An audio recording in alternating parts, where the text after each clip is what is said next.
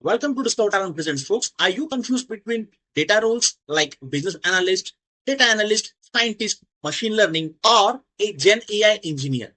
Let's break it down simply. What type of roles we have available, what type of tools we use it for that specific role, and what are the skill set we needed to upskill. First, let's start with data analyst. What is the use of data analyst? To analyze existing data for insights and business decision.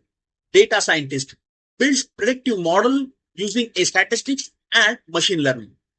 This is one of the most important and which we are seeing it, and majority folks are involved in this particular kind of role, which is called business analyst. Yes, business needs with data insights to improve a process. Engineer, you know, right? Machine learning engineer deploys scalable machine learning system into a production, and these are the skills and tools which we use it.